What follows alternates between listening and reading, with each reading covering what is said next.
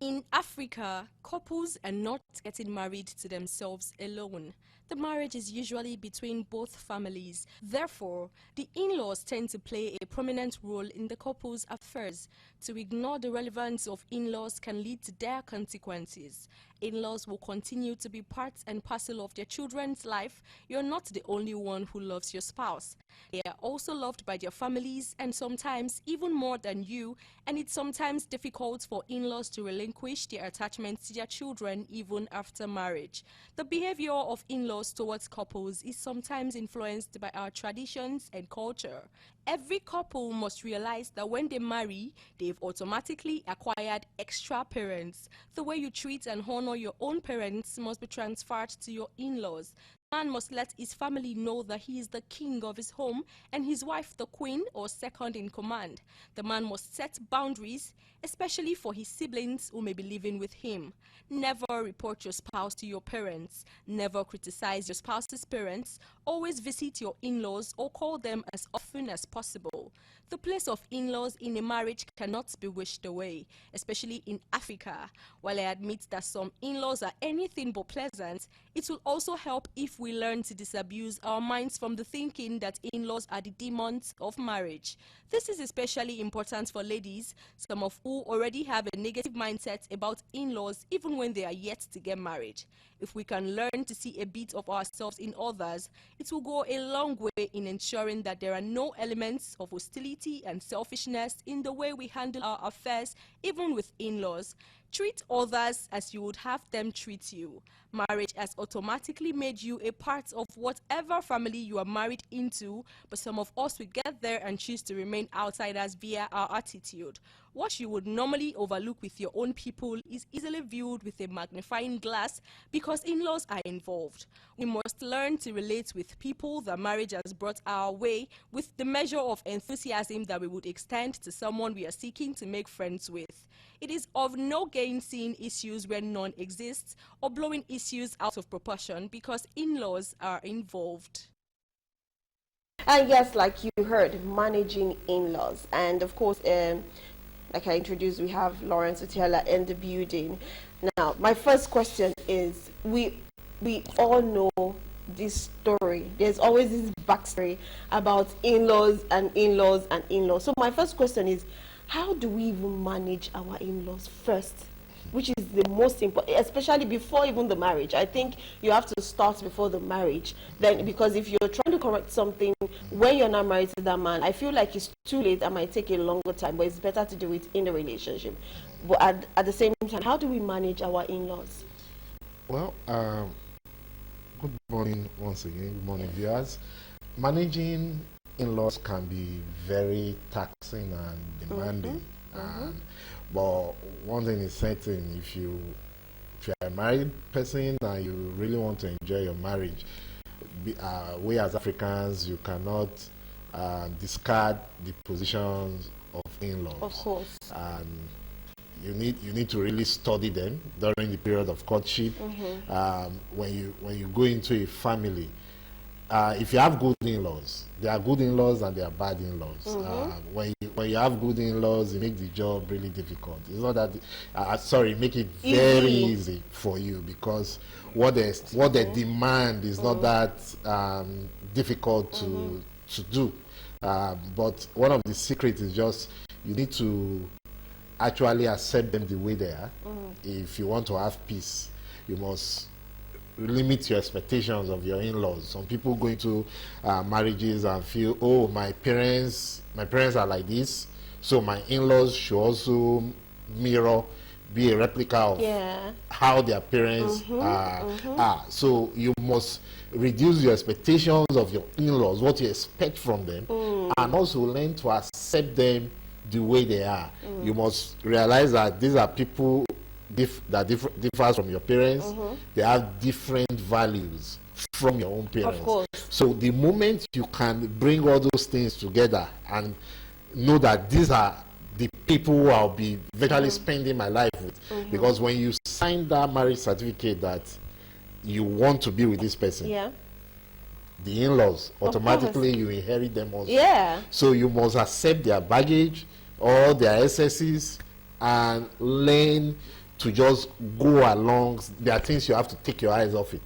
You cannot be fixing your ways that no.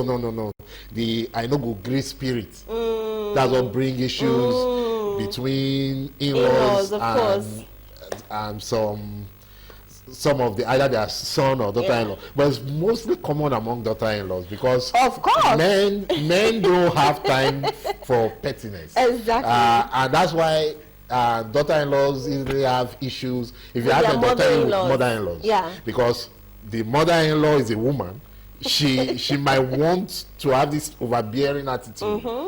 At times, the daughter-in-law feels threatened for no reason. So the bottom line is, learn to study your in-laws even before you go. You said something now. The daughter-in-law might feel threatened. Yes. Now, why would a daughter-in-law feel threatened? Because now I even feel there's a problem with that statement. I feel there's a problem. It means the mother is probably doing more than she's supposed to do. Now that the son is married, he should allow the son have his life. She should not be like, how will I say, like, she's not going to be the author and everything, you know, the dictator and all of that. But it seems like there's a level of involvement she's having with the son or the marriage. That is why I think a daughter can feel threatened, because if the mother is always giving them their time, not involving, not doing too much, you know, not, you know, being probably overbearing or something, I don't think the daughter will feel threatened. Well, at times it's not that straightforward. Oh, really?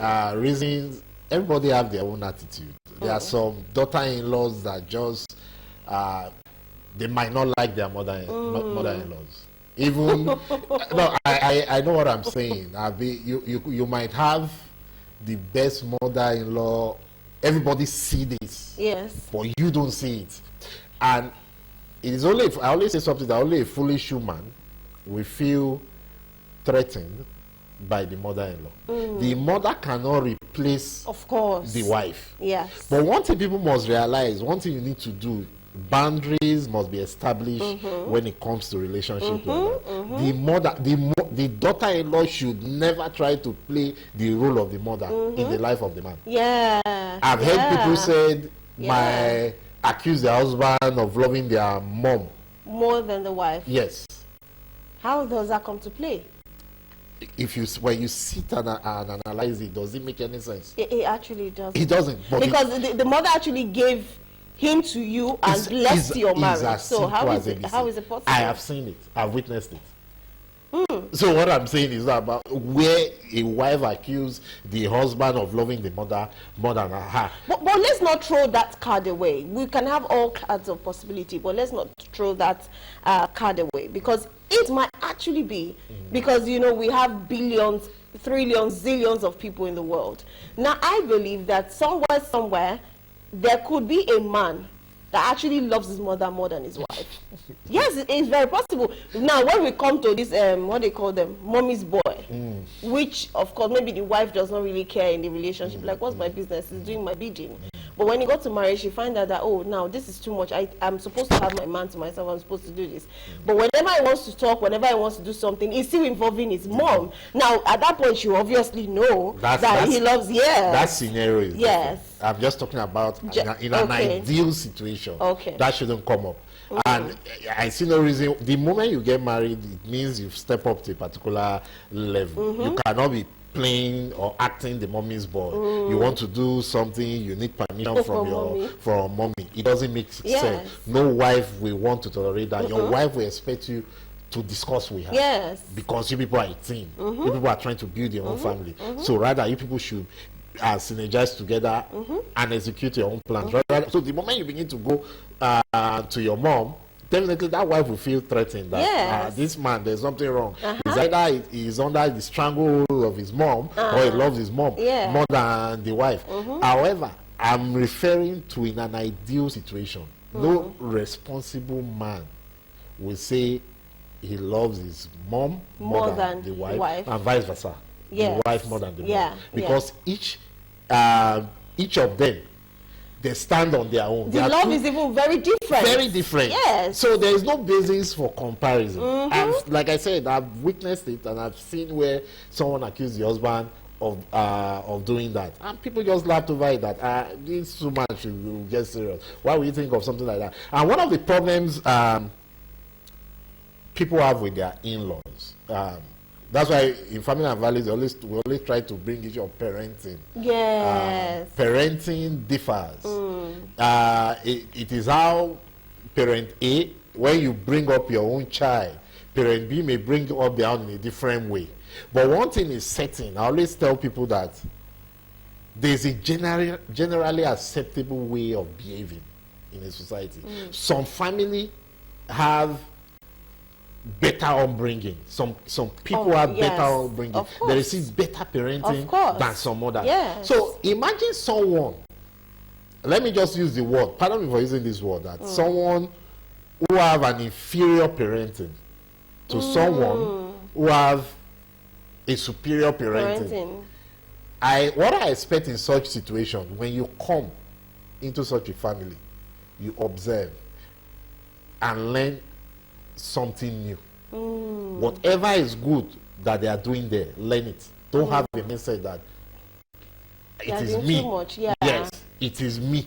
When you do that, nobody want that kind of a person. Nobody want to, let me use, I'm looking for the right word to use. Let's just say nobody want to succumb, just like I say, if superior and inferior argument. Nobody will have a superior argument and want to kowtow to an inferior argument. So imagine someone who have better upbringing. You know it is obvious. You see it. Even the society see it. Even people talk about it. And the other person wants you to do things in a wrong way. It doesn't work like that. So the moment such people, maybe the husband refuses to dance to that tune, that woman will begin to accuse the husband of taking side with his own family. Instead of this woman or man, because I don't want to restrict it, they don't look as if we are one-sided. Let's say either the woman or the man. If you go to a family and you see that these people does it better, it's an opportunity to learn yourself, make yourself better by learning how they are doing it. Yes, and even putting it into your own family. Thank you. So when you do things like that, there is no way you'll find it difficult to manage your in-laws. Very but true. The moment your in-laws sees that this person is not even open to listening, you are not open to learning, you are not even ready to have a conversation about it. That's why if one thing people don't know, never confront your in-laws regarding certain things.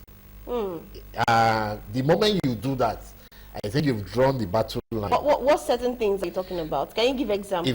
If you are disgruntled or you don't like their attitude, I feel you can relate it to your own spouse. So he will relate it with them. Thank you. There's a better way.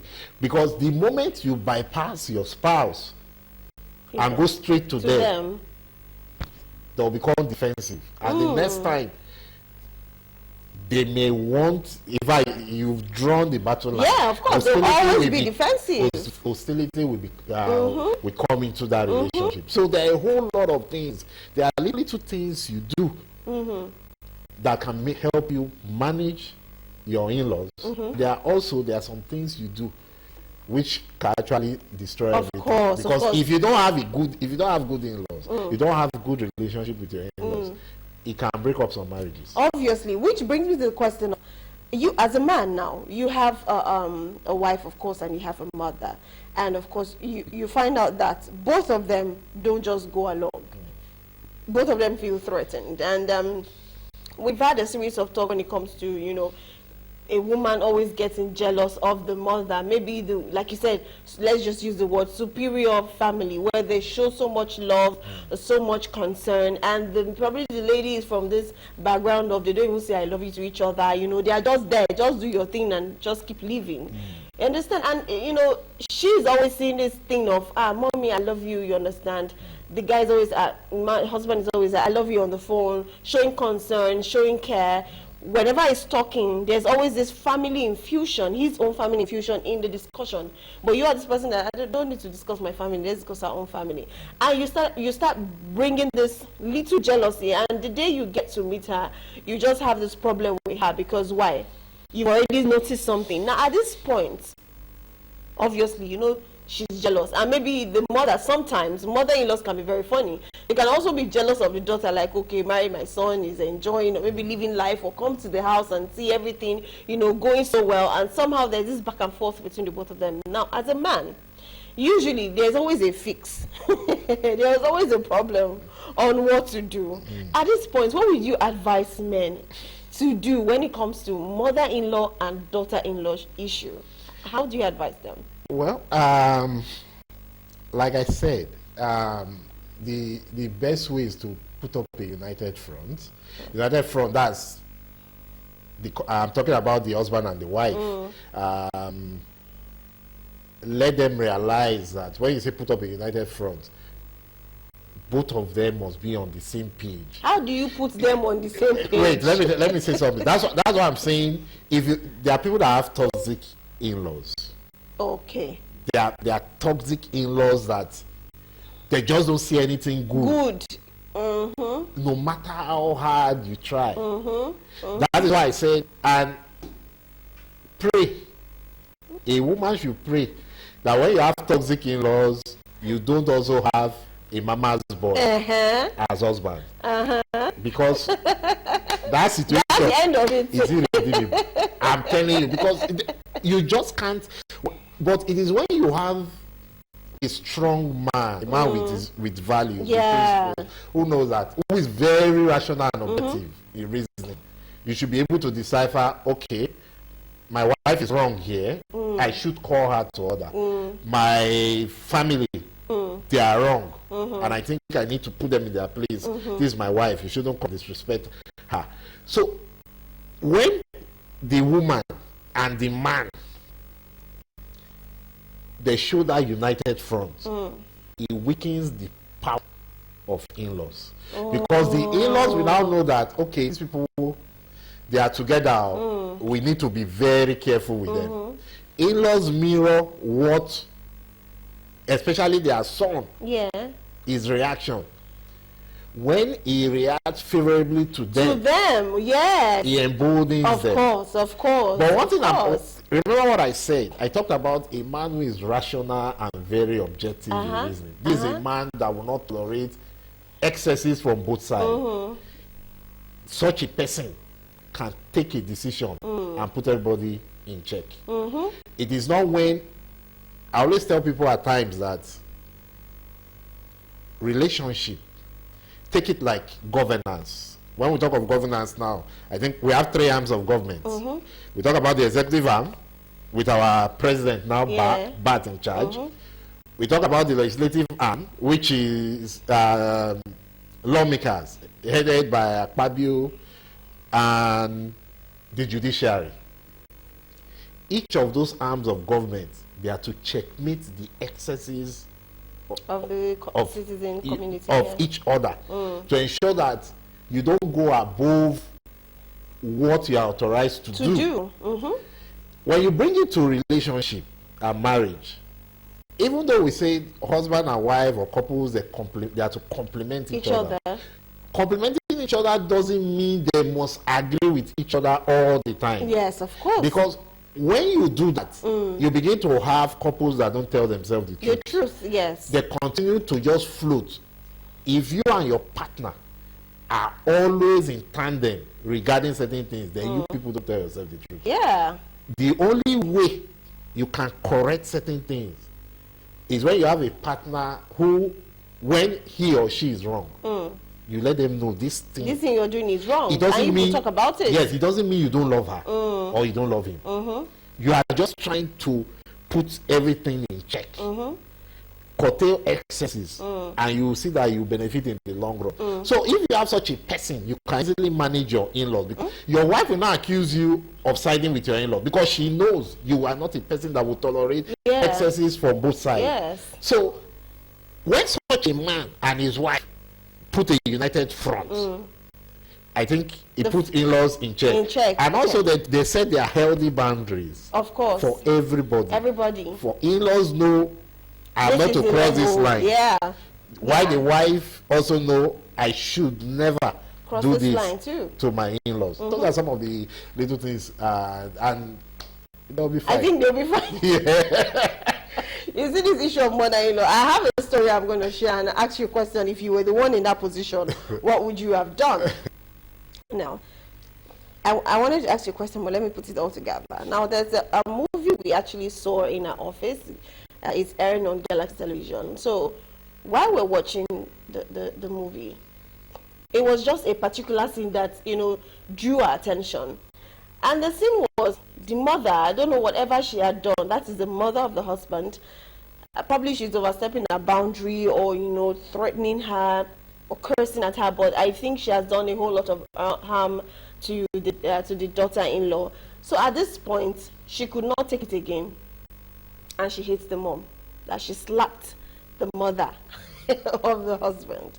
Now the question is, at that point, what do you do? Now, coming from most of the men in the office that day, they were like, there is nothing that will make you, you know, to hit my mother. There's nothing, there's this. If she does that, I'm going to divorce her. Now, ladies on the other side were like, even if, yes, let's assume the madness got into our head for like 2-5 minutes and we now hit your mom. So because we hit your mom, you just divorce us just like that. Like, you can't punish us, you can't do some other things, you can tell us to stay away for months or maybe even a year, like stay in your house. Then later we apologize, that, you know. But at this point now, I want to hear from you. What do you think you do, you know, when something like that happens? Wow, that's a tough one. Yes. Issue of divorce, I think that should be secondary. But if it's a no-no. Of course, no yes. matter how, whether you like, we are Africans.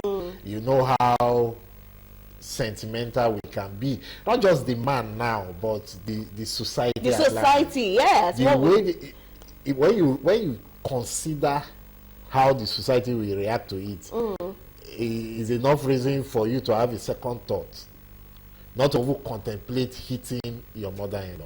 I felt the lady made a mistake, a very grave mistake. Grave one. It could end some marriages. You cannot run away from that. Yes. Even I've seen instances where you insulted your husband, your mother-in-law, and the marriage became so fractured that within a few matter of a year or two. What is that the way to go? Is it right? Even though it's not the way to go. It's just how people handle things. Some actions lead to another, and when resentment begins to build, at some point, people might just choose to, please let me go, stuff like that. But to me, if she have always endured the woman, then she should have just endured it and call her husband's attention to it. Because one thing you don't do is not to talk about it. You mustn't ignore the problem. Now, let's take it from this angle of, you know, like I was saying, most of my colleagues, the male, are like, there is not, you know, some are so sure that there's nothing my mom can do, like the holy nature, the good mother qualities, you know, as she's so, there's no way, as in based on the mother that I know, she can't do this, she can't do that. Now, it could be, I'm just putting a scenario, it could be that when you are not around, these things come to play. You understand? But some people are like, no, it can't happen. She always stay with you. She always do this. But maybe behind closed or when you are not around, you know, she's always doing something. And that's probably, she's taking so much that when she will report your mom to you, you'll be like, no, it's not possible. You ask your mom be like, I didn't do anything now. She will call you, you know, play with you.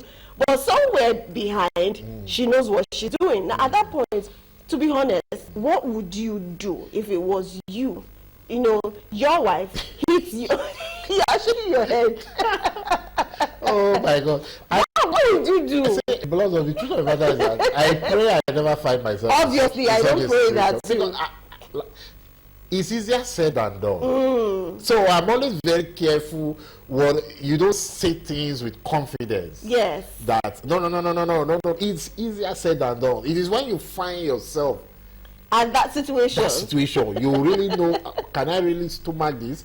Can I handle it? Can I manage it the way I ought to manage it? So at times I always try, not that I'm running away from it, but I just feel it will be more like an easy way out, or just playing to the gallery saying no, I will not do this, that. But I will not advise people to go to that extreme length of daughter-in-laws hitting, and mother-in-laws shouldn't be that devilish to their, of crafty to their daughter-in-law. You cannot be pretending in front of your own son and behind the scene you're actually hitting her on your daughter-in-law. It doesn't, that's why I use the word that there are some toxic in-laws. People like that are those you can say they are toxic. Because she probably knew her son so much believe in her that she cannot do this. So it shows how manipulative such a mother is. And so we just need to be careful. Like I said, I will not want to say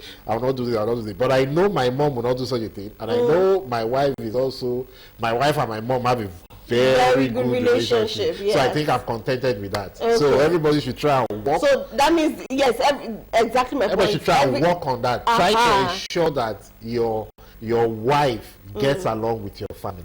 Now, if some men know their mothers are tough to even, flow with.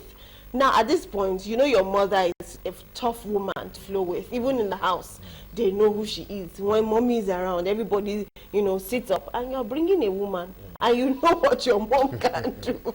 Now, at this point, even when the in-laws are even great, the mother-in-law is great, the father-in-law is great, sister, everybody is great. How long do you think an in-law should even stay in your house, your home? How long do you think they should stay?